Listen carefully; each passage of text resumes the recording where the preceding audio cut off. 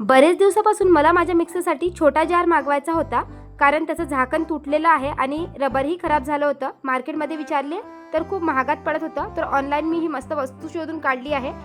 तर बरेचशा यूट्यूब व्हिडिओमध्ये तुम्ही अशा प्रकारचे जार बघितले असेल. तर या प्राईजमध्ये ऑनलाईन 2 जार मिळतात. तर तेच जार मी मागवले होते. तर हा एक जार 200चा आहे.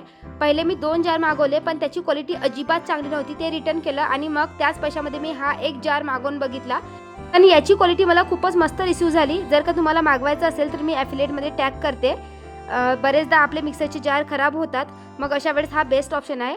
त्याचबरोबर या जारचा उपयोग करून मी मस्त अशी एक रेसिपी ट्राय केली आहे, कारण पहिले बघावं तर लागणार की या जारमध्ये ग्राइंड होतं का नाही. तर या जारचा उपयोग करून मी पहिले मुगाच्या डाळीच्या चिल्याची रेसिपी ट्राय केली आहे आणि बघू शकता चिला खूपच मस्त टेस्टी झाला होता. त्याचबरोबर जे मुगाची डाळ होती ती देखील व्यवस्थित ग्राइंड झाली होती. त्यामध्ये छोटे छोटे जे पदार्थ टाकले होते, मिरची, कोथिंबीर, ती देखील व्यवस्थित ग्राइंड झाली होती.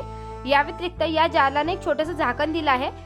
बरेचदा होतं ना, सकाळच्या भाजीची तयारी आपण रात्रीच करतो, ग्रेव्ही वगैरे काढून ठेवतो. मग अशा वेळेस ती ग्रेव्ही तुम्ही डायरेक्टली ते झाकण लावून जारमध्येच फ्रीजमध्ये ठेवू शकता. जर का तुम्हाला प्रोडक्ट मागवायचं असेल तर वरती टॅग केला आहे.